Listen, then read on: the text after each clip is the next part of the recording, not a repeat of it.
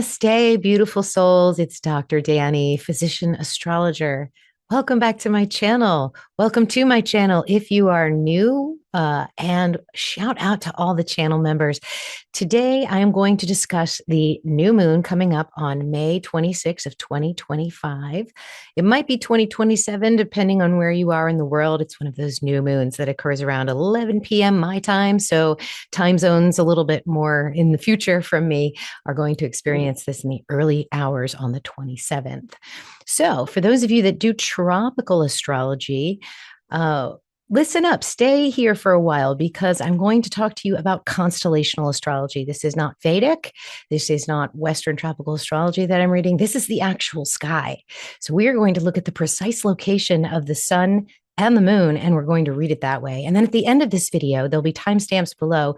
You can go right to your soul star sign, which is the constellational location of your sun at the time of your birth. If you know that placement, then you can go right to your reading. So I highly recommend that you pull up the free chart calculator, either on my website or Mastering the Zodiac's website. My link is below. You can go in there and it'll take you to my website. You can put in your details and it will calculate your birth chart for you. Then you look for the circle with the dot in the middle, and that is where your sun sign is. It may change. If you are used to your tropical sun sign assignment, what you will find is that when you look at the actual stars in the sky, in the constellations, that it's shifted a little bit, and that's because of precession. And the reason I practice this kind of astrology is because I feel like if we're doing astrology, we should be looking at the stars. It's perfectly fine if you want to study tropical and call your signs constellations, but you're reading different information. You're doing a solar reading. You're doing a seasonal reading. You're doing sort of the three-dimensional, third density life cycle energy. And that's fine. We need that. We need that. Constellational astrology, for me, I've come to find, is a soul guided journey. It's a soul guided life path and energy. So we're going to dive into all of this. So feel free to check out my website. I just published a book on Ophiuchus and the 13th sign. 3 to 4 years of research, about 3 months of editing and getting the book in format. And that is available also below that link. So do check out the book about the 13th sign Ophiuchus because it plays a big part in the cosmology of constellational astrology. Other announcements next weekend on Saturday, May 24th at 3 p.m. I'm inviting channel members and stellar foundations to participate in a live teaching with me. I'm doing a in-person teaching at the yoga studio at one of our local yoga studios here in Corpus Christi, and I plan on recording that and inviting those of you that are in stellar foundations or channel members to that if you would like to participate. This is going to be a very nice presentation. And what I hope from this presentation is that you will be able to share it for people that you want to maybe discuss 13 sign astrology with. I'm going to give you all of everything that you need to have that conversation. So I'm very excited to present that. And I'm excited to the studio. I'll be putting up links and graphics here in the next couple of days so you guys can see that. This video is for the channel members first. So you guys are going to get this video about a week before everybody else. Okay. So with that, let's get into this new moon because in the constellations, in the actual sky, sun and moon are at 13 degrees of constellational Taurus if you're using the midpoint boundaries. And I'm going to show you charts. I'm going to show you the timeline. We're going to go through it all. And this is this in and of itself is usually a very nice lunation whenever we have the moon starting its cycle in Taurus. Taurus is a very easy sign to work with. And whenever moon is here, it always feels really good. People are optimistic. They're happy to be in the moment, absorbing all the beautiful energy around them. So it's about being in the right now. But we also have Pleiadian energy and Uranus energy coming through with this full moon and with this new moon and with this lunation. And so what I do for you guys is at the end, based on your sun sign, I'm going to give you, it's as if your sun were the center of the chart. Instead of it being one of the luminaries, we look at it from the sun's perspective. So from the sun's perspective, depending on your birthday, your natal sun is going to see this new moon as a first house new moon, a second house new moon, a third house new moon, sixth, etc. So we'll go through all of that based on your sun sign at the end. So let's get into the reading. I'm going to share my screen. I'll be right back. Okay, my friends, this is the actual sky on the day of the new moon in constellational Taurus. This is stellarium-web.org. You can go here if you want to look at your own sky. You can change the dates on this. You can go all the way back to your birthday year, month, and day, as well as time, and see what the sky looked like. You can see where your actual constellational sun sign is. So, for example, I was born August 4th. And when you go back to 1974, August 4th, you'll see that the sun is in Cancer, not in Leo. This is profound when you realize that all these energies that you've been working with are not actually aligned to the cosmos. And what that means to you, it depends on you and where you stand. And if you're not used to this kind of astrology, maybe give it a chance. You might find that it actually resonates a little bit more closely to what your star code is showing you, because this ultimately is a code. Okay, this is the so within, so without. The so within is projected onto the night sky and the stellosphere a billion times bigger than what's inside of us, and slowed down so we can really pick it apart and analyze it. And it's stunning how accurate it can be. So I'd like to just show you the ecliptic. Here's Cancer, here's Gemini, here's Taurus, here's Aries, here's Pisces. So you see the sun is in the constellation of Taurus, with Mercury and Uranus and the Pleiades and the moon, all of it, all right here. And this is the ecliptic belt. So this is here, and then the galactic belt goes this way. All right, so this is a very powerful portal. The full moon for this cycle will be in Ophiuchus. And so this is a very important reading for you guys. When we have an Ophiuchus full moon, it adds a whole other layer of energy. So know your constellational sun sign by going and getting that free chart, and then click on the timestamp below for your soul sign. And then also do your tropical sign. See which one will resonate with you for this month. Do that experiment for yourself if you're curious. And then, of course, if you have any questions and you need help, you want a reading, let me know. I'm happy to help you. I have all kinds of resources. I even have a free level 1 course if you want to get into astrology, because we like the 13th sign in constellational astrology. You can see the ecliptic here.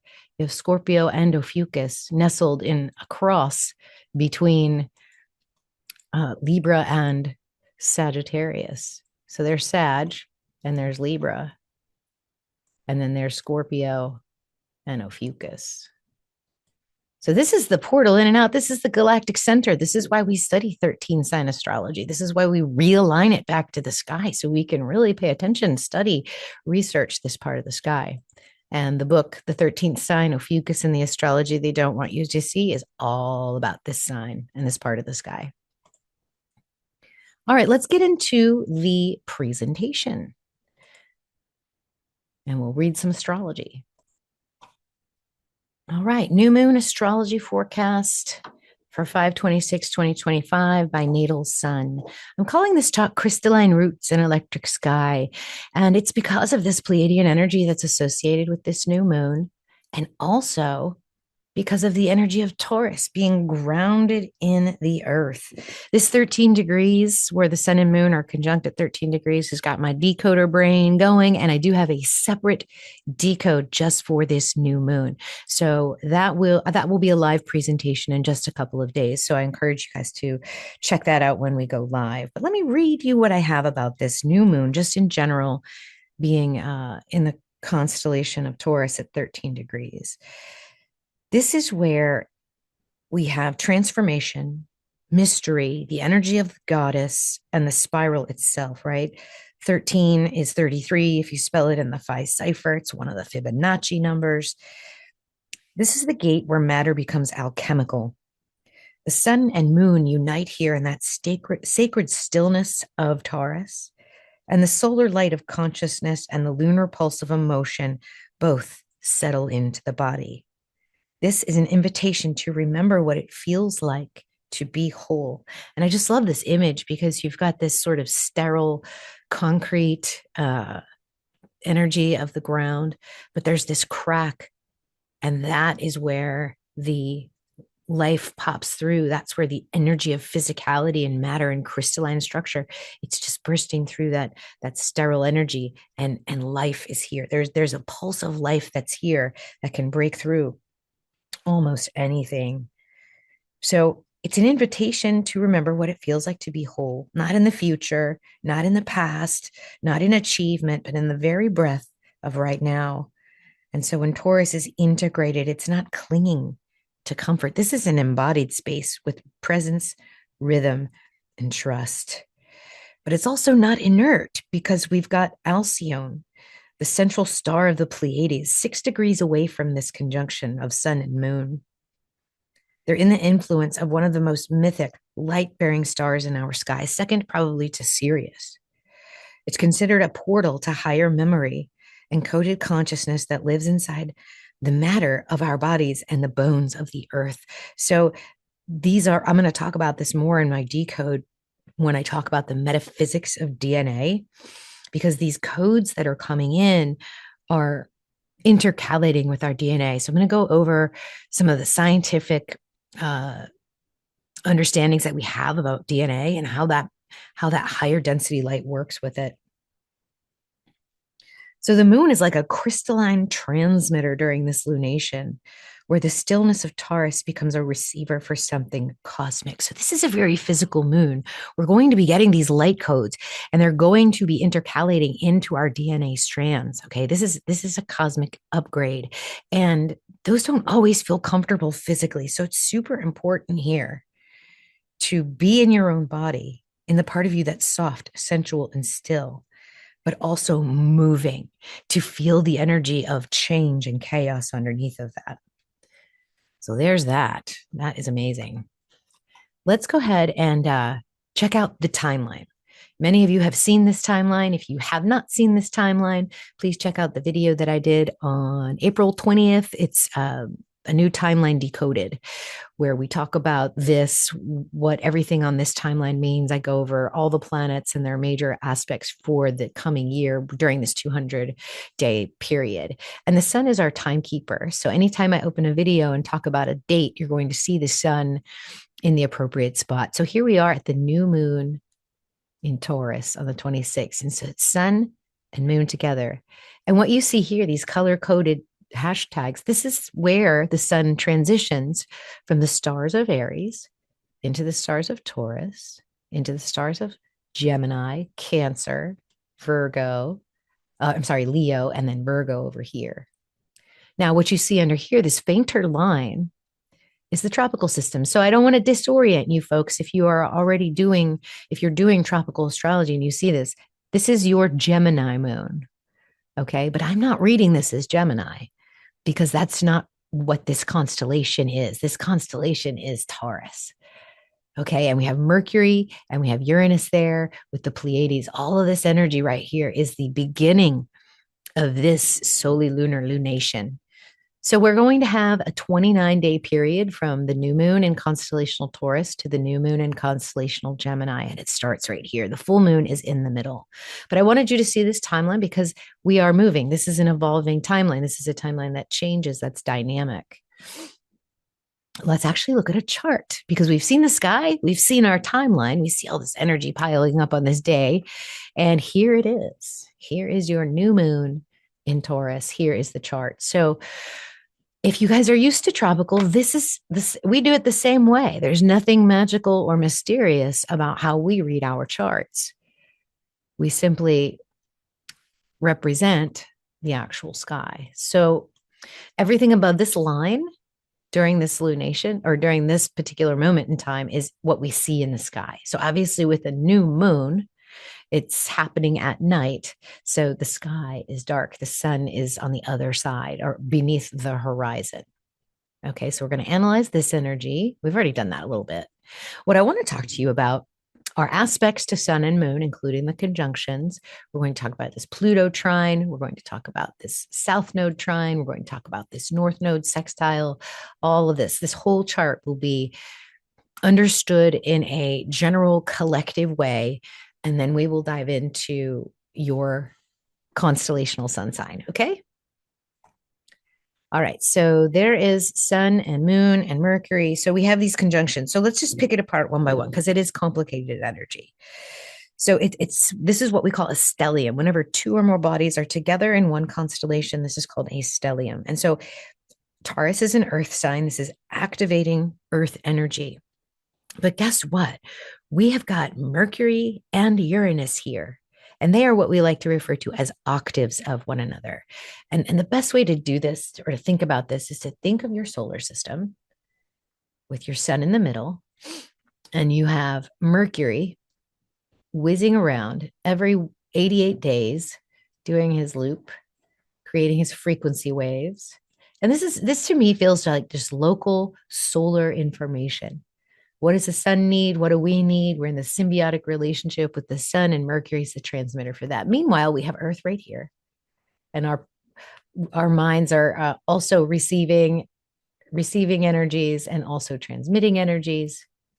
And Mercury, with its cycles, affects these vibrations very, very personally. And then way, way, way out here, millions of miles away, is the planet Uranus. And Uranus's ears, which I like to think about it like that, are pointed outward. So this whole massive solar system, Uranus is receiving cosmic downloads and also receiving sun downloads. But then it's also transmitting back. So we get the cosmic downloads from the grandfather of the solar system. So these two are together, giving us if we just think about Mercury being there, this is the mind energy. So it's the voice of Earth whispering through the body. When Mercury is in Taurus, the pace of thought will slow down, but the meaning deepens. Okay. We hear what we would have missed in the rush. Taurus energy is a very good listener also. So you not only do you want to be in your mind, but you also want to be listening. So don't let any of this energy like lull you into comfort. This is going to crack open a stillness when we get the Uranus energy, because here's the jolt. Uranus doesn't ask for permission.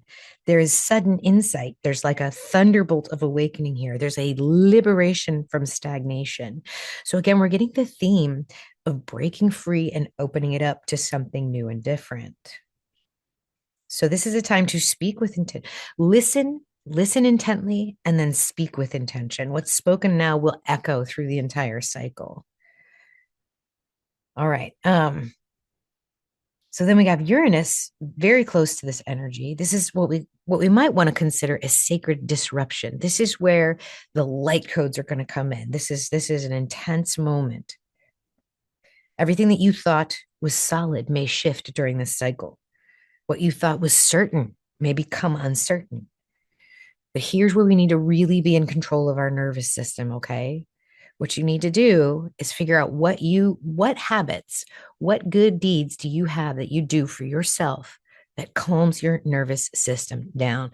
That is the message. That's the biggest message of this lunation. Stay grounded in your body. Okay. The lightning will feel like guidance if you do it. So imagine just being a tree in the middle of a thunderstorm. Your roots are deep, they're being nourished. Your leaves protect the younger branches. You withstand the storm. You know it's only temporary.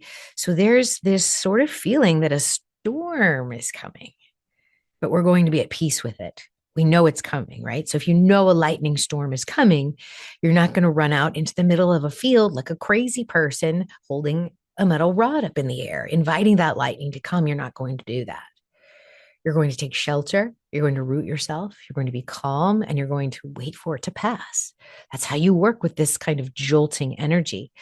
I promise you 70% of the collective will not do this. They will run out into the field with the lightning rod so that they can be jolted, because that's the only way they're going to get the downloads. But you can ease the downloads in if you know this is coming. Okay. Now, so all of this, we've just talked about all of this. There's this just mental cosmic download, light codes coming in, DNA upgrades if you're ready for them, in a trine to Pluto and Capricorn that just turned retrograde. Okay. So Pluto is the alchemist of the zodiac. Pluto attains enlightenment through transformation, purification, death, and rebirth. Um, so in Capricorn, things become important. Things become very, very important. So it's this chaos is not coming through just because chaos wants to cause trouble. Sometimes you have to break things, you have to grind things down to their highest state of entropy, which is chaos, in order for something new to be born. That's exactly what this trine facilitates. And so not only are you going to get these cosmic downloads and these light codes, but it's going to be very powerful. It might even change you at your very roots. So you see that cosmic flower coming through the sterile concrete there, that it's meant to grow. It's meant to happen. It has an obsession, a desire to push itself through the very cracks of its foundation in order for that growth to occur. So there's almost like an obsessive seeking here for these light codes.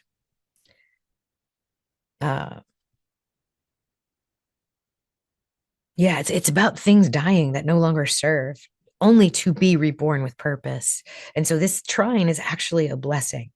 It offers a little bit of structure in that transformation. We're not falling apart here, okay? We're being reforged. And so that's what I want you to see as this lunation culminates. Ophiuchus is such powerful energy. All right, Sun and Moon are also making aspects to the lunar nodes. So we have a sextile to the north node Saturn Neptune, and we have a trine to the south node in Virgo. Now, this sextiles are typically a harmonious energy. It's an opportunity. It's an opening. Okay, Neptune is bringing in the dreams, and Saturn is bringing in the architecture. This is a devoted disciple. This is a alchemical architect. This is I do a Saturn Neptune conjunction video. I did that probably late March, early April. If you guys want to check that one out, I go into the whole Saturn Neptune conjunction. But that's this energy. It's like, Saturn being so used to the two signs that he has traditionally ruled, now just kind of falling free fall in the depths of Pisces, conjunct the ruler of Pisces, which is Neptune. So Saturn really can't be a leader here. This is where Saturn comes into the space of dreams and the realm of mysticism and is asked to actually do some learning here. So, yeah, this is an ethereal current that supports Earth work, right? Saturn is very much an earthy planet in terms of its crystallization, its manifestation energy. Rahu's pulling us towards the future. This is what you wake up to do every day. So it's like whispering to you, what are you building now that has soul level implications? That's all this Pisces energy, okay? The visions you hold will turn into matter. Anchor them, make them real. Use this earthy energy from Taurus to anchor them. No matter what's going on around you, there could be a maelstrom, there could be total chaos. You can be in the center of a tornado or a hurricane, and you're literally holding space. You're literally letting that chaos come, wash over you, and release and remove. So this is such a rare moon. This is spiritual guidance, karmic momentum, and practical action all flowing in the same direction. So if you don't take my advice, you may be sort of soul guided to do that if you've missed this video before the new moon. And then, of course, we have this trine, this energy to our south node. So all that earthy cosmic downloads, the light codes coming in from the Pleiades and Uranus are literally facilitating our collective evolution, our spiritual growth, while reminding us, again, grounding us in this other earth sign, which is Virgo, the mother of all earth signs. So here's what this feels like. This links us to the past, forgotten crafts, sacred habits. Virgo asks us to refine in order, in humble service to the greater good. We may actually, with all of these outer planet support, we may actually be returning to something ancient within us, something precise, something pure. This is, potentially you could call in your ancestors here with this energy to help you if you have access to that, depending on where your nodes are. So, all right, now, okay, so that's everything to sun and moon and lunar nodes here. There's one more aspect being made to sun, moon, Uranus, Mercury, and that is a square with asteroid Lilith to this bunch. Now, this character here, in your natal chart, wherever Lilith is, it's going to associate with intuitive hits to the body part associated with that constellation. So this is nervous system in Aquarius. My asteroid Lilith is in Gemini, so I get shoulder pain, arm pain. I get, locked up neck and shoulders if I'm not listening to my intuition, if I'm just going along to keep the peace, in other words. So Lilith will pull that out for us. This is nervous system energy. If you are not following that spiritual guidance, so remember how I said 70% of people are going to run out into the field with that lightning rod because they don't have control over their own nervous system. Lilith here is saying, if you don't have control over your nervous system, I'm going to make it even worse. So you might have bouts of anxiety, just strange feelings, general fear. So really, really heed the advice of grounding your body into the earth. You will be guided to do that anyway. But if you don't and you feel anxious and you feel like your nervous system is fried, do this. Ground in earth. Deprogram yourself. Let yourself feel the freedom of being in nature and being part of the creation. That's the best advice I could give you for this square to the moon. But it's the only really bad aspect to the moon, so that's nice. All right, here's what I wrote about it. She stirs places in us that refuse to comply. She disrupts consensus reality, and the square may manifest as frustration with the collective, with norms, rebellion against stagnation, sudden eruptions of truth that have been buried under politeness. Lilith reminds us, evolve, and you must let the wild one speak. Whew. So yeah, there's that on top of all of this. Very interesting energy. Right. Let's look at, let me clear out some of this drawing and we'll go to the next. Hang on 1 second. I put a couple of these slides in here in case I couldn't erase what I wrote on here. I wasn't sure if I was going to do this presentation live or not, but I wanted to talk about the nodes because anytime you're doing a lunar analysis, you also want to talk about her nodes. The nodes are not actually bodies in space. They're the point at which the sun's ecliptic crosses the ecliptic, or the moon's ecliptic, I'm sorry, crosses the ecliptic of the sun's ecliptic. This is when the two crossroads meet. And anytime you have two ecliptics that are slightly off from one another, there's going to be 2 points at which they meet one another. And that's called the nodes. This is our galactic nodes over here. So this point on the zodiac is where the Milky Way crosses the solar system ecliptic. So the Milky Way ecliptic is this way. Solar system ecliptic is this way. Moon's ecliptic is 5 degrees off of the sun's ecliptic. Another way to think about it is if you were to take this zodiac wheel and lay it out completely straight, just uncurl it, you would notice that over the course of a synodic lunar cycle, the moon will go up above the ecliptic about 5 degrees and down below the ecliptic about 5 degrees. And so it creates this sine wave every month from here to here. And the mathematics are amazing. You've seen that in some of my decodes. I've shown you this. So when we go up, this is the north node. And when we go down, this is the south node. And you can see this with certain, like when the full moon comes, what you will be able to notice, since our nodes are square the galactic center right now, what you will see is that when you look at, let me go back a couple slides. I'll show you in a moment. When you look at that galactic center, you'll notice that the moon is down underneath in Scorpio's energy when it's full there. So it's not above the ecliptic. It's going to be below the ecliptic. So the moon will be down here during that Ophiuchus full moon, down in the underbelly, in the darkness, in the place of shadow work. So if your nervous system is fried and you get to this full moon here without doing this work that I'm talking about, you might be in for some profound disruptions in your life, in your beliefs, in a lot of different things. So I would just stay really grounded here, be really, really, really nimble. All right, so let's talk about these nodes here, since we know what they are. It's just a crossing point. Um, so we've already talked about the sextile and the trine there with Moon, Sun, Mercury, and Uranus. Now we need to sort of talk about what is going on with the nodes, what's aspecting the nodes as well. So Jupiter, as you can obviously see here, or maybe not, is in a T square with the lunar nodes. So there's a lesson here in spirituality. There's a lesson here in abundance. There's a lesson here that can expand us. We can expand towards what we remember, or we can expand towards the unknown. Either one is fine. Either one is fine, but you're going to feel that tension here.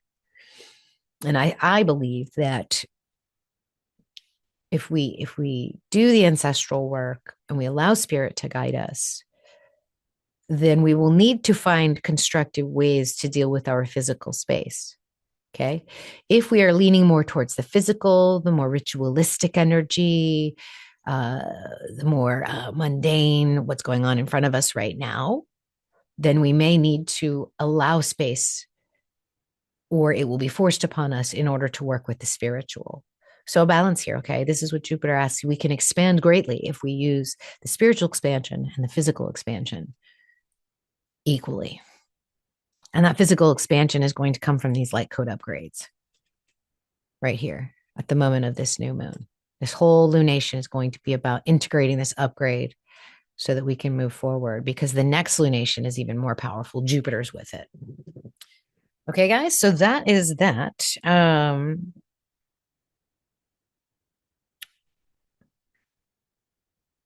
Then we talked about the trine aspect. Yep. Okay. So let's talk about some other aspects that are not related to the nodes or to the moon and sun.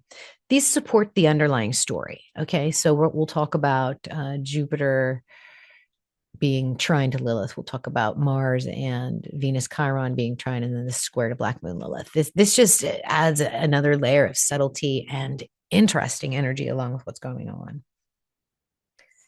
All right. So Venus is still in Pisces. She's on her way out. She will be out of here by 6/8, 6/9. So Venus will enter Aries. This will be a nice shift. This will happen this month. It will happen 3 days before this full moon in Ophiuchus. But she's approaching Chiron. We're within 5 degrees. So this lunation for Venus energy is going to be about healing the creative spirit, reconnecting spirit to spirit through these upgrades, through these light codes, through our ancestors, and through the shadow work and integration that occurs at the summit of this lunation. So this is the wounded heart meeting the noble warrior. Venus and Chiron together open a space of radical tenderness. In Pisces, this can feel like a longing, a surrender, or a grief. Yes, you might be feeling grief and not knowing why, but use it for your creative outlet. Venus is also going to be trine to Mars in Leo now. This transition will take place before the new moon, from Cancer to Leo. This is a separating trine, so these two will be parting ways for a little while. This is nice. This is really the only two aspects that Venus is dealing with at the moment. She's going to be aspecting a square to Pluto, I believe, during this lunation. Yep. But we'll review that in another Venus video. So this trine to Mars, this is like a sacred union between love and action. It says you can be soft and still be sovereign. Let your heart lead you here. That's where your soul and your spirit lives. That's where that soul guided energy comes from. It comes from within your heart. What is your if you take a deep breath in and imagine the heart leading you instead of the front of your head, because some people walk with their head down and in their phone and they're letting their brain lead them. But if you look up to the sky, raise your chest up and let the heart be in front of your nose, and you lead with that. If you close your eyes, ask yourself a question with yes being forward and no being backward, your heart will tell you which way you need to go. and where that grief comes from. So let it heal. Let that heart lead through beauty and bravery. That's the combination here of Mars and Venus. Mars squares Black Moon Lilith in Libra. Now, Black Moon Lilith is not an actual physical body. It is simply a point on asteroid Lilith's orbit. It's called the apogee point, meaning it's the farthest away from the sun. So if we have sun here and we have Lilith's orbit, apogee is the longer distance in that ecliptical orbit. So Black Moon Lilith, it's over here, regardless of where asteroid is. Okay. This precesses. So in other words, each orbit moves a little bit further in this direction, kind of creating a daisy over time. So Lilith orbits every 8 years and asteroid orbits every 4. At any rate, while this is you wanting to break free and your instincts showing you through your body where you're confining yourself, this is the suppressed, untamed, wild creative force within you that every one of us have. It's a piece of the singularity of the void from which we come and to which we will return. It is the space before you reach source, pure creation, pure nothingness within everything. All you need is a thought here and it becomes manifest. When this energy, when this power is blocked, this is when we have the unexpected and strange outcomes, breaking of things, the destruction energy that's so profound with this power of Black Moon Lilith. But if it's not blocked, if your creative energy is flowing freely and beautifully, this can be a very powerful force in your life. I don't love Black Moon Lilith in Libra right now. Libra, of course, is about harmony and balance and diplomacy, of which Lilith is none of that. Lilith would prefer to experience, to have the extremes, to feel the ecstatic pulse of a rebirth within her space, or a death, which is a reassumption of her energy from the physical plane. So to walk that fine line of balance within Libra is very hard for Black Moon Lilith energy. And in a square to Mars, that fiery Leo Mars that wants to like play and fight and fornicate, it all comes from that creative energy, which is Leo. So watch yourself. Be very careful with this square. There will be a part of you that wants to break out, break free, and disrupt that harmony. So Mars and Leo wants you to act with pride and clarity and power. But Black Moon Lilith in Libra disrupts that appearance. She brings shadows to the surface. The moon's going to pass over Black Moon before we get to the full moon. So if you think of this chart in motion, as this moon does its thing, you're going to bump into Black Moon Lilith and have a reckoning with that while square to Mars, and then your full moon, a culmination. So be very careful. There might be a trigger here right before that swelling full moon. So whatever shadows you've got going on, they will probably bubble up because you can't handle that shadow with these new DNA upgrades from these light codes. You just can't. It's no longer resonates within your physical structure. So there will be creative action that you need to take in order to purge that, to get rid of it. It's literally the creative fire of truth right here. So use this opportunity to any tensions in partnerships, confront these projections, confront these repressed desires and the masks that you wear to stay likable. All right. This here the wild feminine is exalted. It's not the polite performative version, but the primal knowing that lives in the gut and the bone. Trying to Jupiter, this energy is amplified. She's teaching. So remember, she is that force in you that wants to break free, that wants to be liberated.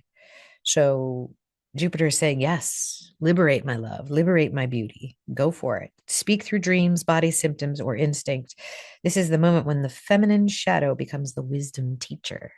This moon is so interesting. So just one more angle that I wanted to touch on that we've been working on and researching, and that's this Phoenix angle. I've studied it quite a bit with moon and sun because it's a quicker cycle. You can get more energy. Today, in fact, the day I'm recording this is a moon, sun, Phoenix angle day. It's the Phoenix day. It's the beginning of the Phoenix portal, which is 5/16, 5/17. So now on top of the moon for the 16th, because that's today, doing the Phoenix angle to the sun. Now, during the new moon, we have Mars and Neptune, Saturn, North Node in this Phoenix angle. Let me give you what I think might be here. So, anytime I see the golden Phoenix angle, remember it's an angle that is derived from the phi ratio. The angle of this golden Phoenix angle is 137.5 degrees, which is the fine structure constant or the Phoenix orbital periodicity. Okay. So we're calling it the golden Phoenix angle because we have that mathematical symmetry, the golden proportion, the platonic style, all of that geometry, that sacred geometry is within in the undercurrent of this angle. And when you're working with circular geometry like we are with charts, for this to pop up is just really, really amazing. Then we also have Phoenix energy, which is pattern break, which is your unique expression, which is working with the code of our reality to change things. So anytime there's a Phoenix angle, it's an opportunity to become a creator. So this divine proportion, this 137.5, this phi angle, this golden Phoenix angle is a divine proportion found in nature spirals from sunflowers into galaxies. And so when two planets align at this angle, something opens up that is beyond the linear. It's closer to Neptune at this particular point, but it activates a mystic warrior. Okay. So the fire of Leo, instead of being frustrated about being free and being appropriate and all of this, may have an opportunity to work with some really powerful spiritual energy.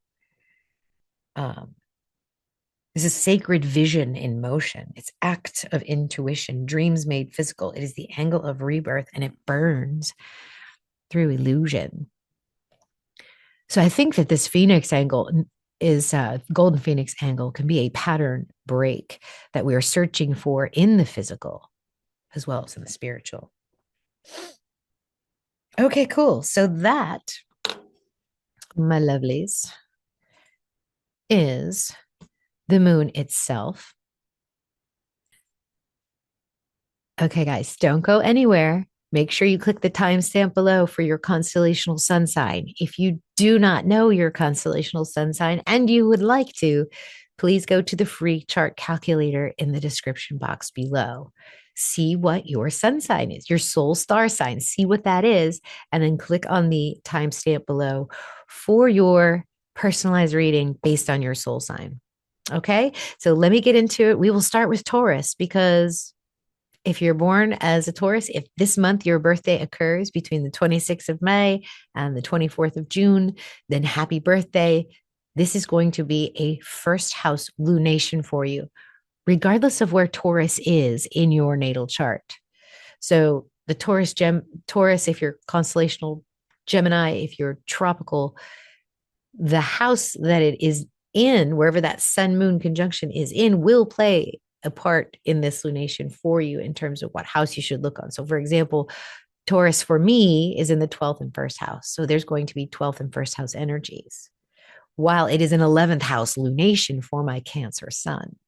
Okay. So collective, group energy, inspiration, enemies, all of that energy could be associated with an 11th house lunation, 12th house, first house. So I'm pulling all of that together for myself. So this is a part of what you want to do for this lunation cycle for you personally. If you need a reading, if you need some help, my links are below. Please check it out. Also, you can join Fellowship of 13 Signs on Facebook. It's a free Facebook group. Come on over and join us. We're growing every day. If you want to get a membership to my channel, you'll get everything early. You can also gift memberships to people too from within the YouTube application. So my membership's only $4.99. If you want to buy memberships for people as a gift or just to be a generous person, the more generous you are, the more things come to you. So think about that. If just maybe spending $20 one day and buying memberships. I'd rather you do that than just tip me. I'd rather you help other people kind of get into the loop with the memberships. So without further ado, I will stop rambling and we will go right to Taurus soul signs.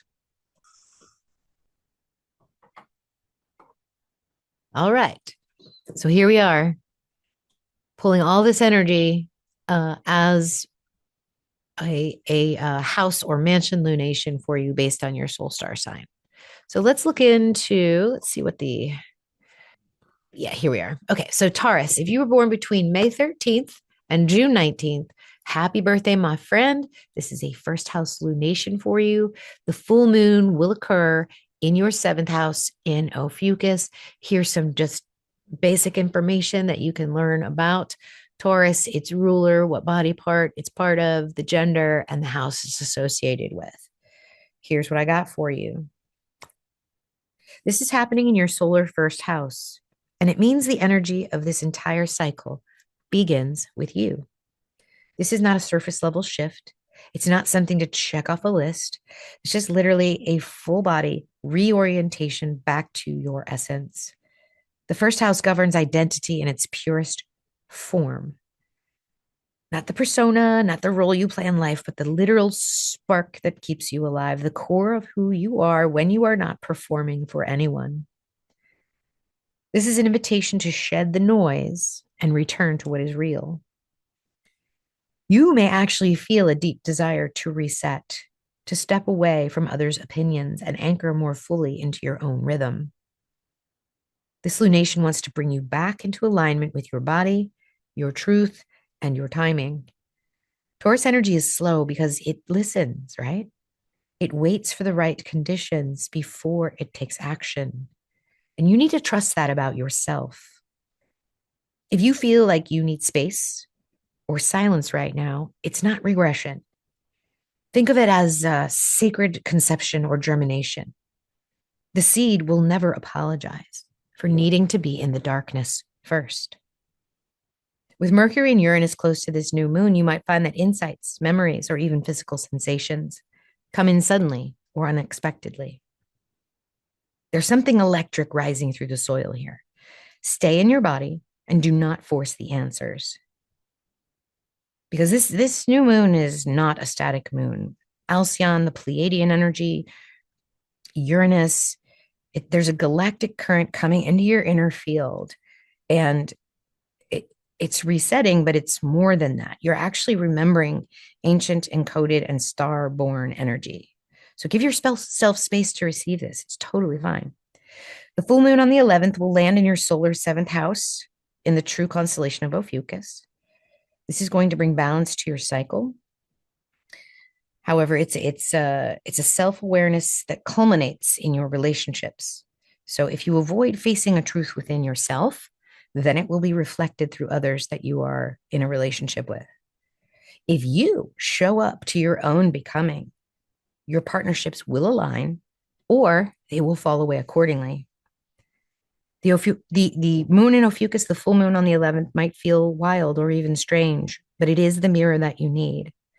And it's not about perfecting yourself before you connect with others.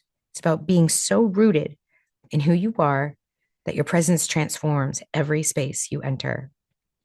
So start here, start with you, not the idea of you, but like the pulse of you, the breath of you, the spark of you, the part of you that doesn't need validation, just presence. You're not behind, you're not late, you are right on time. Happy birthday, Taurus sons. Gemini soul star sign. This is if your sun was in the constellation of Gemini, you were born between June 20th and July 16th. So this is going to be a 12th house lunation for you. This means that the next lunation will be a first house lunation for you. So this is a closing of the cycle. So while Taurus begins us, if you're a Taurus sun, this begins a cycle for you. If you're a Gemini sun, then this is the end of a cycle for you. This new moon is moving through the most hidden and mysterious part of your chart from the sun's perspective. This is the realm of the subconscious, the liminal, the ancestral, and the unseen. When the sun and the moon conjoin here, you might feel the call to withdraw, to quiet your mind, to enter deeper emotional waters. It is not always comfortable, but it is sacred. The 12th house is where you dissolve the old story so that a truer one can emerge. So don't try to figure things out this cycle. In fact, the more you try to explain or organize your thoughts, the more elusive the answers may become. And as a Gemini sun, you hate that. You're being invited into the quiet rituals that bring your mind into union with spirit. dream work, water meditations, unplugging from technology, and spending time near natural places can all be very deeply restorative for you. So you're integrating more than you realize.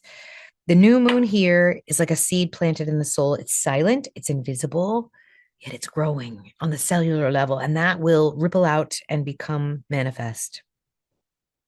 So Mercury's so close to this lunation with a natal Gemini sun, your mental energy is likely to be heightened. And this is where that nervous system check might be coming into play for you. You might be more sensitive to what is unspoken, more attuned to the frequencies beneath the surface. But Uranus is there too, and that can stir sudden insights, spiritual awakenings, flashes of awareness that interrupt your normal pattern. Trust what arrives, even if it doesn't make sense. And trust me, there's going to be so much that doesn't make sense if you're a mental person.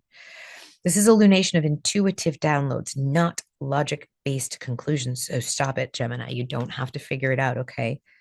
These Pleiadian codes add an ethereal and a galactic layer. And so you might be feeling like you're connected to timelines that are outside of your own.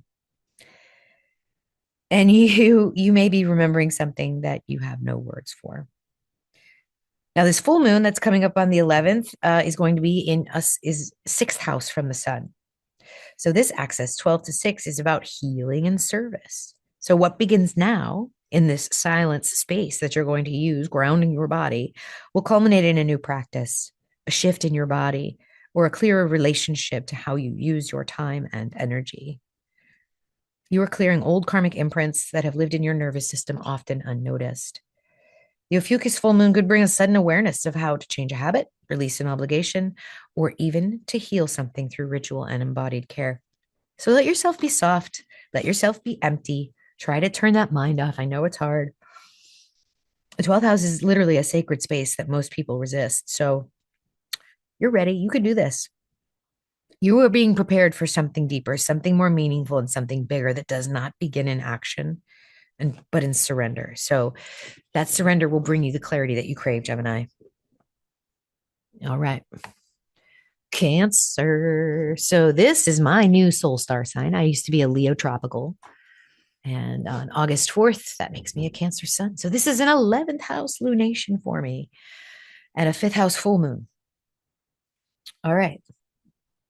Cancer suns. This new moon in Taurus opens a portal to your 11th house, the house of the collective, the vision that you hold for the future, and of the people who orbit your life with purpose. The 11th house asks not only who you are becoming, but what are you becoming it with, right? So what collective energy, what vibes, what waves are you riding? You need to recalibrate your relationship with the larger field, the group, the mission, the long-term dream. You might find yourself thinking more about your role in the community or questioning who really sees you clearly. This is a cycle for editing your energetic alliances. You don't have to perform. You don't have to overextend. But you do need to ask what relationships and networks reflect your true frequency. The Taurus energy here says your future vision must feel good in your body. What does that mean? You need safety. So when you think of the future, if it's scary to you, that's not going to feel good. That's going to make your nervous system go crazy. So you need to integrate these codes before you act. And that's not weakness. That's actually your power.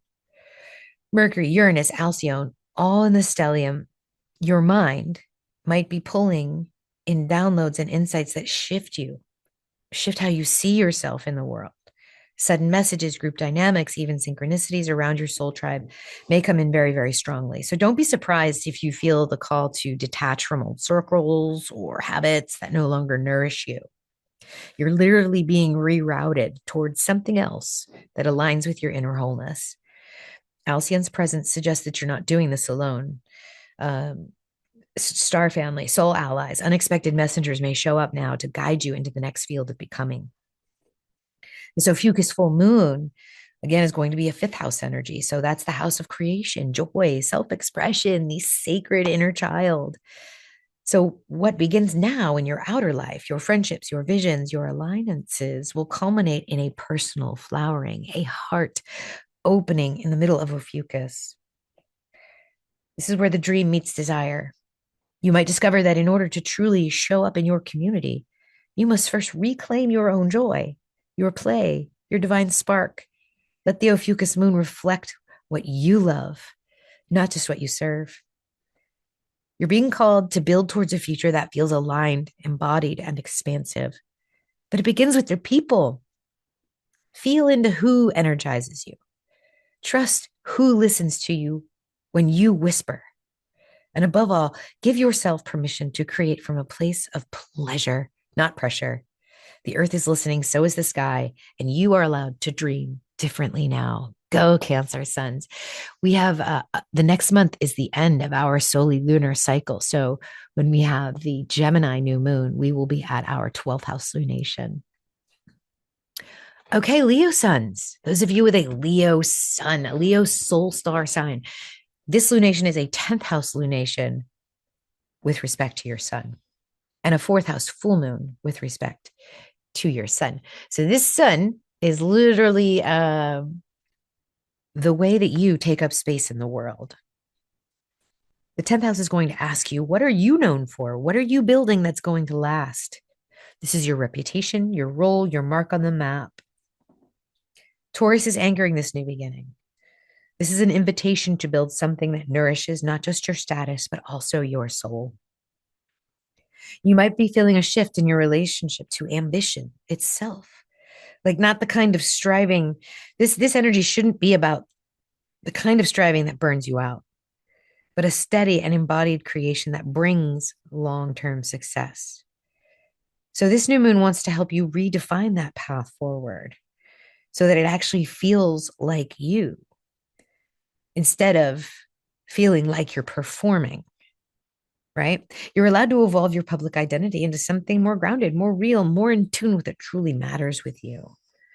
Uranus and Mercury means that your career and public role may experience sudden insights and possibly disruptions. Remember, it's that nervous system energy.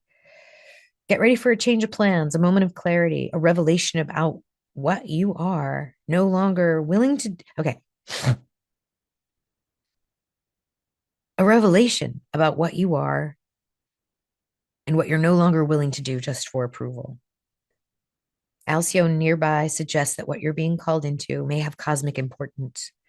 There may be something you are meant to teach, to lead, to model for others, but it has to come from your embodied truth, not the pressure to shine. Your light, my Leo friends, is already enough. So by the full moon on the 11th in Ophiuchus, the spotlight's going to move inward into your solar 4th house, the root, the home, the heart. This lunation is asking you to balance your outer role with your inner life. So if the 10th house is the crown, the 4th house is the womb. The full moon will illuminate what you need to feel safe, nourished, and emotionally held.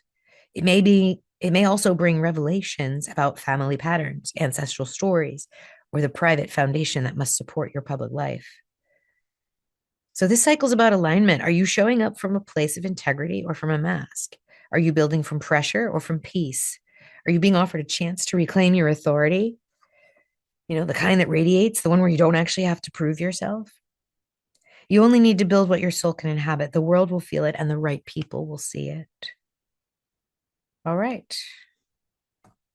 Virgo sons. So this is one of the longest constellational transits of the sun. Virgo's the biggest constellation, approximately 47, 48 degrees. And it is from September 15th, all of October to November 3rd, that the sun is transiting in the constellation of Virgo. Because Virgo is so big, you can actually kind of break it up into two, where the inflection point is star Spica.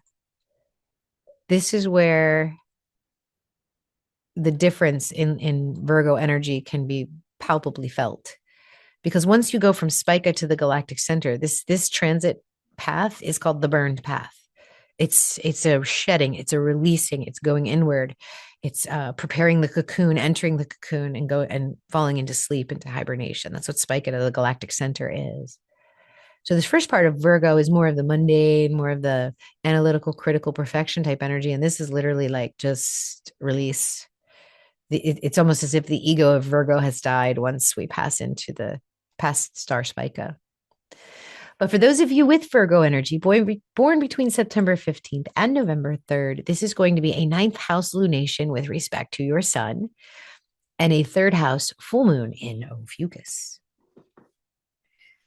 So this is the house of truth, of vision, philosophy, and the path of expansion. It's where you seek meaning beyond the details. It's part of your chart that lifts you above the routine and invites you to ask the bigger questions. Why am I here? What do I believe in now? Where is my life leading me? Does it still make sense? So these questions may not have neat answers, but the asking of itself is holy and sacred. So this is grounded spirituality. You want to build belief systems that feel real in your body and anchoring those values into the structure of your life. So this is a fresh cycle around personal wisdom.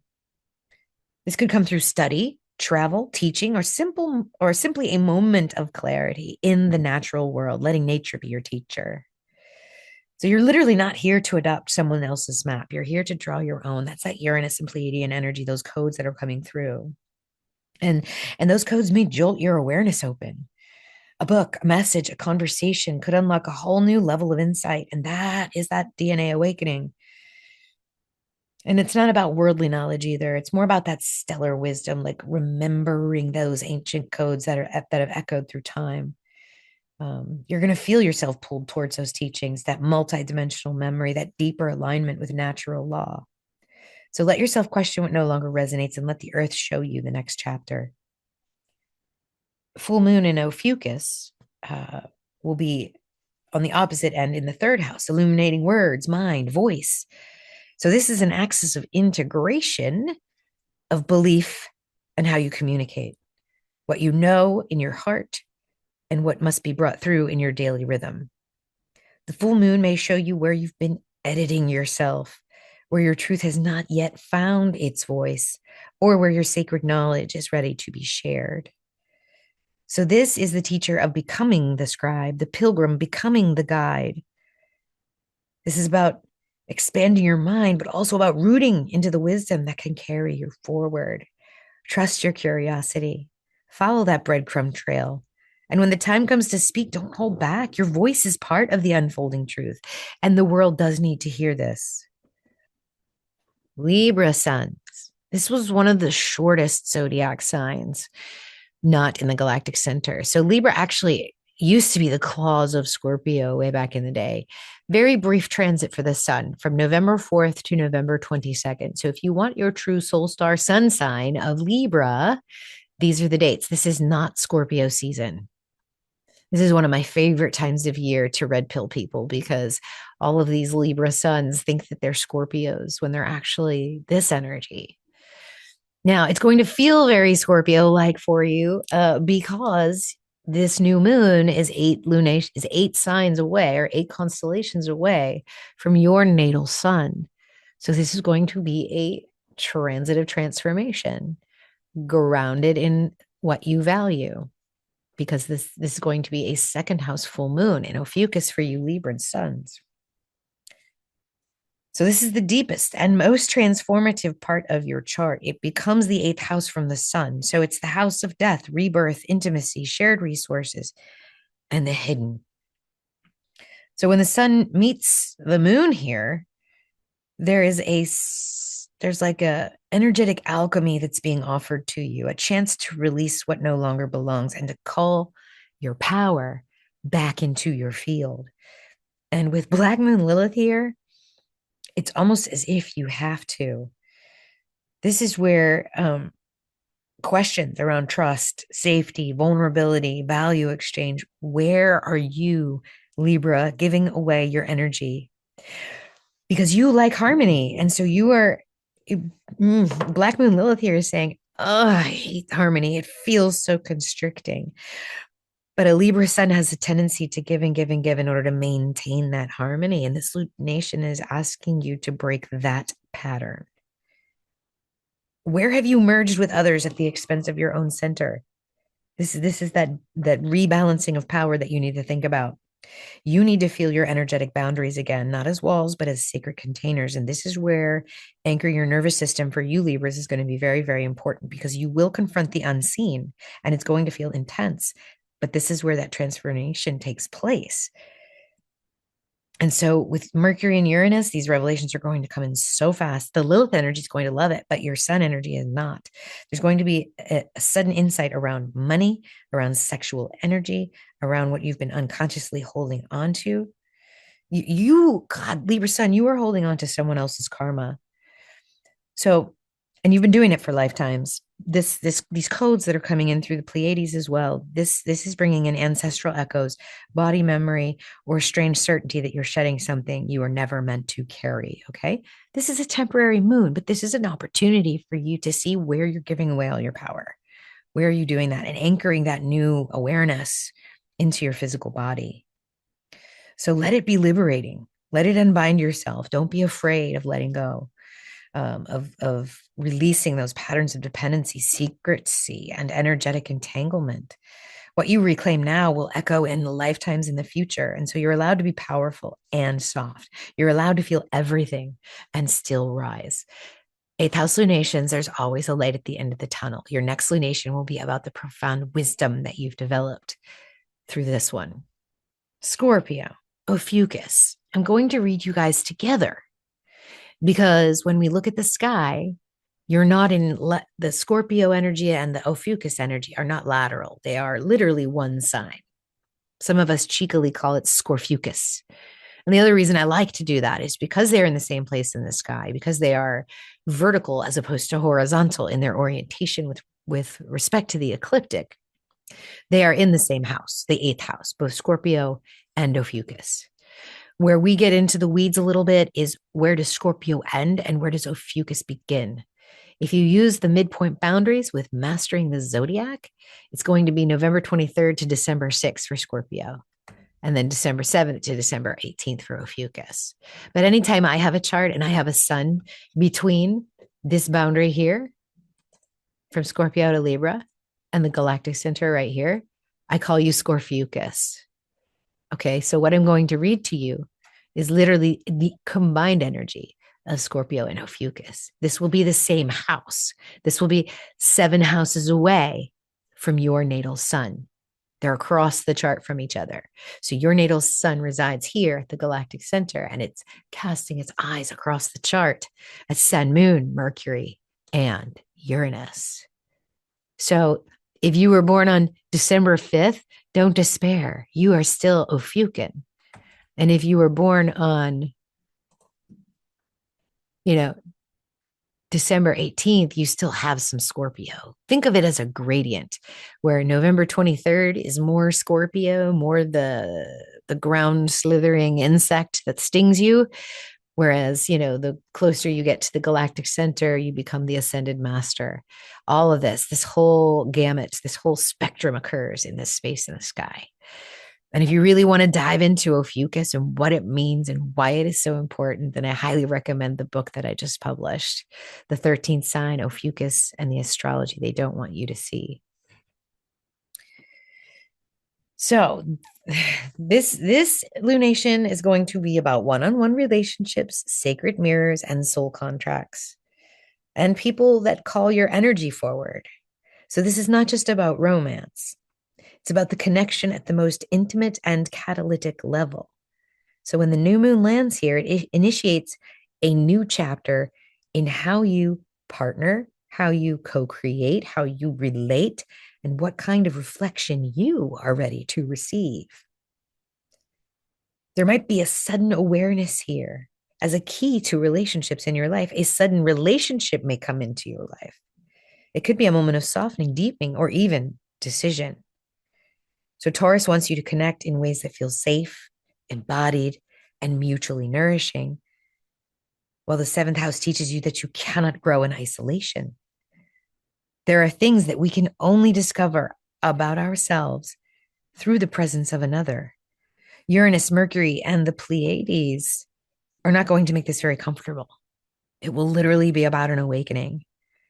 So like I said, a new connection might occur or an old pattern may begin to dissolve. Either way, you are going to show up in a truer way to love. So this is calling your attentions to the places where your identity is formed in response to the other. Okay, so the full moon will be in Ophiuchus. This is right across from that. It's a turning point, it's a culmination. The entire cycle starts with a mirror looking at yourself and ends with a reintegration, a reclamation. So, whatever starts now at the beginning of this lunation will bloom into an embodiment. So, you are being prepared to rise into your own power with clarity and sovereignty. So, let that new moon open the channel. Let the people in your life show you what still resonates and what no longer does. Let the connection be the key to unlocking your next layer of power. You're not here to do anything half-assed. You're here to be the whole thing. And from that wholeness, you get to decide who walks next to you. Beautiful. All right. So now we get to Sagittarius. You, Sagittarius soul stars, got a raw deal. You have been taught your entire life that you were a Capricorn with the tropical system. And you're actually not. You're more of a free thinker, a traveler, a world visionary than you are a curmudgeon stuck in the mud trying to achieve things and put things in boxes. So, congratulations to you, tropical Capricorns. You are actually Sagittarius. So, this, if your sun is here in the soul star location, which is tropical Capricorn, this is going to be a sixth house lunation for you, regardless of what system you use, what you call yourself. If you call yourself a Capricorn, cool, this will still apply. Except it's Taurus energy because it's constellational. So you can substitute the Gemini energy in here if you are a tropical Capricorn. You can substitute the Gemini, but you need to do sixth house. So if you go to the free chart calculator and look up your sun sign, you will see Sagittarius is from December 19th to January 19th. You can also go to stellarium-web.org. And the reason I'm explaining all this again right here is because you Capricorns like proof. You want the data. You want to make sure that you're doing it right. And so I'm giving you those options to, if you were a tropical Capricorn, to look at those things so you can liberate yourself and feel your true Sagittarius energy. At any rate, from your natal sun's perspective, this is a sixth house lunation. Okay, so the realm of rhythm, routine, health, and sacred service. This is where inspiration becomes practice and purpose becomes action. So when the new moon lands here, it's going to ask you, what are you building with your time? What are you devoting your energy to every single day? This is where we remember that service is not about sacrifice. It's about alignment. So this is going to bring a stabilizing force to your daily life, inviting you to tend gently but consistently to your body, to your schedule, to your rituals, and to your healing. It's not the kind of change that you're going to do with a bang. It's the kind that grows roots quietly and persistently. You may have been scattering your energy, and this is a time to return that energy, call that energy back. If you've been waiting for a sign to start a new wellness practice, shift your work with rhythm, or refine your offerings, this lunation is the time to do that. Mercury and Uranus are going to bring a sudden awareness around how your nervous system is handling what you've taken on. So you could receive a message, a diagnosis, or a flash insight that reroutes your path toward deeper healing. The Pleiades here is so much more than physical. It's about aligning your vessel, your body, with something cosmic. So your service, your body, your routine, it's all part of a larger spiritual ecology.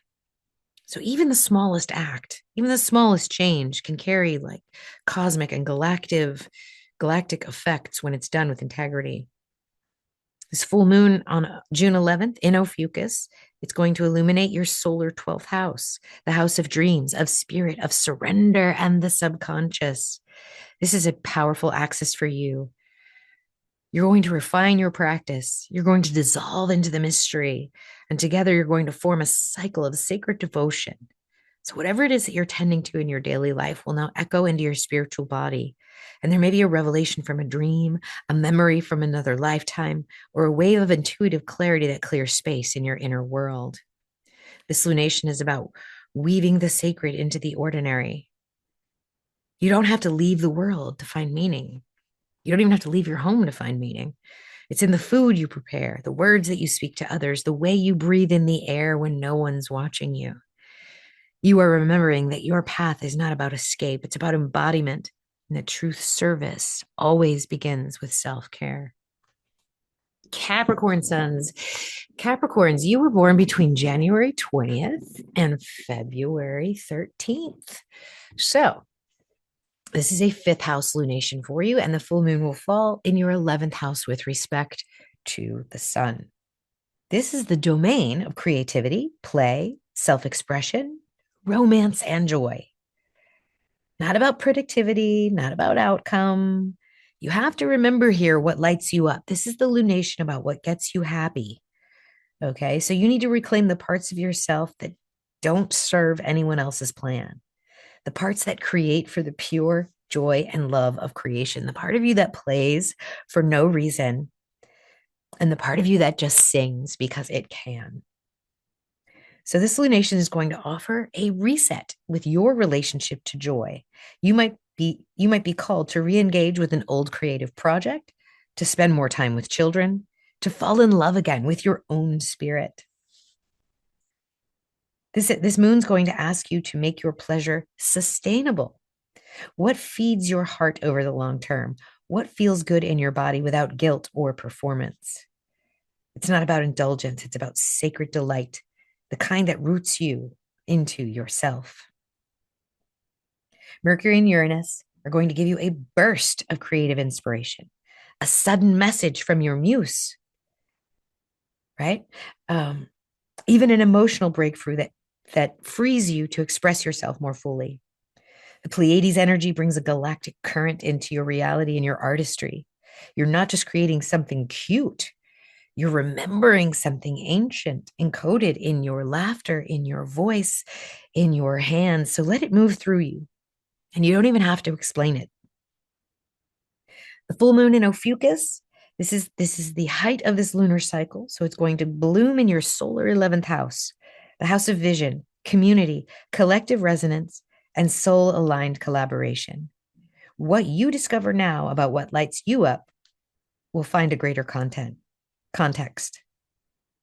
You might be called to share your gifts with a wider audience, or realize that your joy has the power to magnetize the right people to your field. The fifth house says, this is what I love. And the 11th house says, this is how I offer it.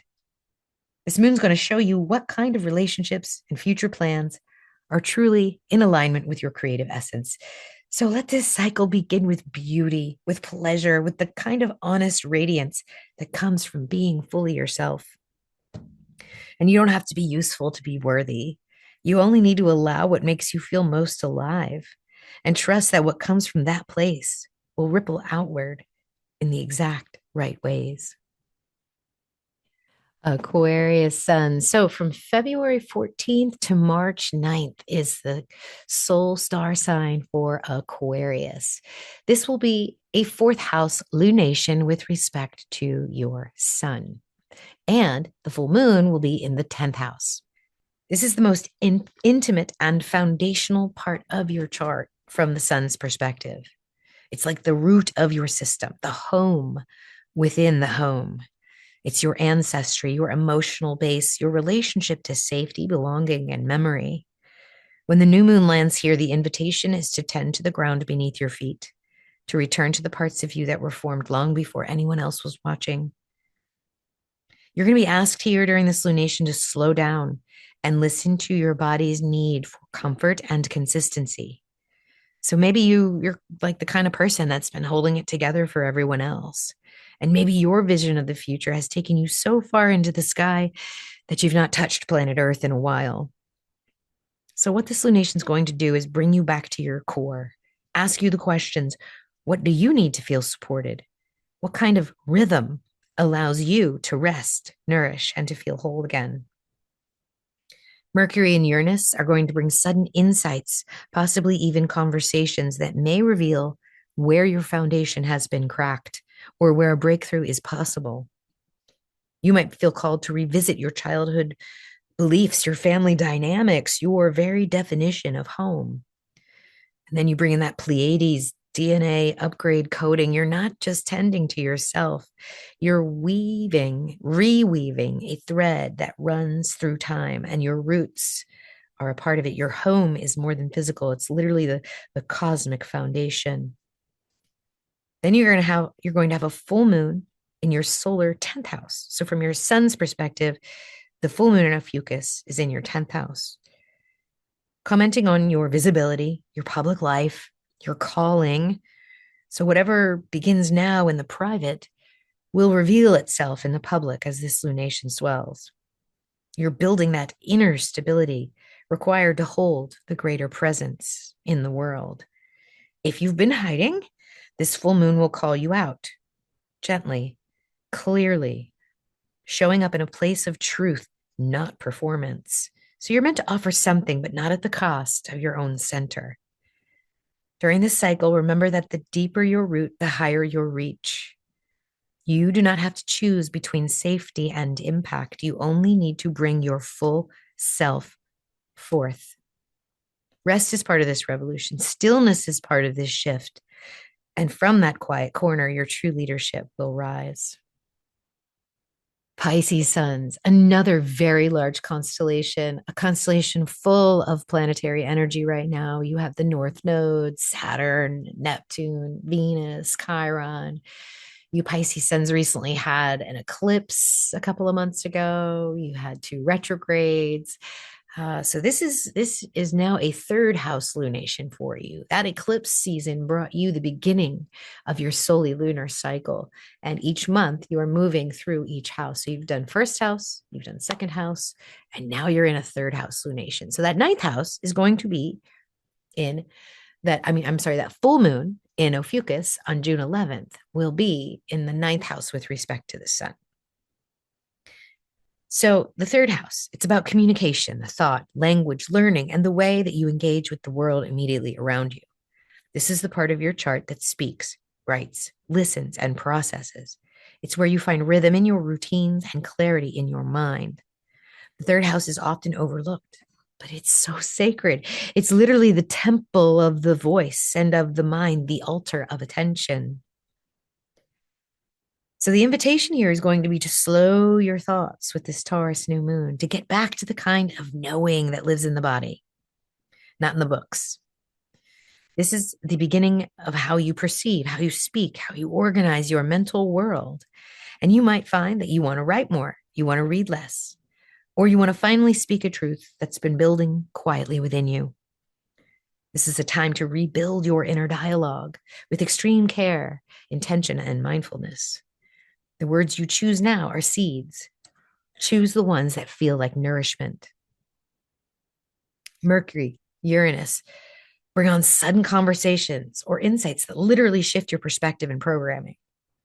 This is going to come as a message, a synchronicity, an unexpected connection might change the way you understand something you thought was settled. The Pleiades, Alcyone being a third house. This is like a decode. There's a deeper pattern here, a code hidden in the everyday. This is like the sacred mundane, the galaxy speaking through a phone call, a journaling session, the sound of the wind outside your window. That full moon in Ophiuchus is going to light up the sun's house of vision, philosophy, expansion, truth. What begins now as an inner thought may evolve into a spiritual revelation. This axis from the third to ninth house asks you to integrate your everyday awareness with your greater worldview. You might find yourself preparing to teach, to travel, to publish, or even to embrace a belief system that feels more aligned with your current self. What you once believed may actually dissolve, and what you now feel to be true will ask to be spoken. So definitely speak with intention, listen to the heart, become a translator of the unseen. You do not have to say anything or everything, but what you should say should carry weight. It's not about the volume, it's about the frequency. How are you speaking? Let your voice be clear. Let your message be real. And trust that when the vision calls, your words will rise to meet it. And the last house, the last sign that we're going to consider is Aries. This is typically when the tropical healer's journey, the tropical journey or life path begins with the spring. But because of precession, Aries is no longer on March 21st. It's now April 21st to May 12th. So those of you that were born between April 21st and May 12th are actually Aries suns. Okay. Aries is not March 21st to April 21st. It's April 21st to May 12th. It's a small constellation. And it's going to happen 2 houses away from this full moon, or this new moon is going to happen 2 houses away from your natal sun. So we make the sun the first house, Taurus becomes the sun's second house. The 8th house is Ophiuchus. That's where the full moon is going to occur on June 11th. So the second house is about your values, your worth, your possessions, the grounded relationship you hold to the material world, your nouns, those things that you love to possess. This lunation will be will be about that, but it will also be about what you claim. What are your gifts? Where's your space? Where's your right to exist as you are? This is a self-worth circuit. And this new moon reminds you that you are allowed to build a life that feels steady, beautiful, and yours. So this isn't stagnation. I know you Aries suns love to do new things. So it's actually quite the opposite, especially with Mercury, Uranus, Alcyone. There's going to be a tremble in your ground. And this is where you have to really, really focus on your nervous system because roots in the ground can feel those trembles. So it's a little bit harder to be at peace. So you might realize something suddenly that you've been holding on to is no longer aligned to what you are thinking and doing. Potentially a new opportunity could arise that calls you to level up your sense of what you deserve. So there's a clarity here about what truly supports you and what no longer does. So this might be a beautiful moment for you to redefine your relationship with wealth, with time, with energy, with your body. You might feel drawn to invest in your own self in a new way, or to tend more carefully to the physical vessel that carries you. The Pleiades here brings a presence of ancient remembering that your body is a transmitter. Your voice is currency, and your worth is non-negotiable. So let this cycle reclaim what is already yours without apologies, okay? By the time you get to this new moon or the full moon on June 11th, your solar 8th house will be illuminated. So what begins now in the realm of self-worth will culminate in the deeper terrain of shared resources, intimacy, and transformation. This axis asks you to balance your personal security with sacred surrender. The full moon's going to ask you to release fear, release a contract, or even release an old pattern of merging that no longer honors your growth.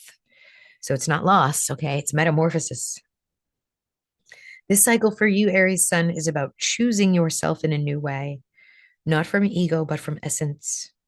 You're being asked to trust you are being asked to trust that what you need will come when you stand in your own field and in your own power, and know that what you release will always make space for something richer.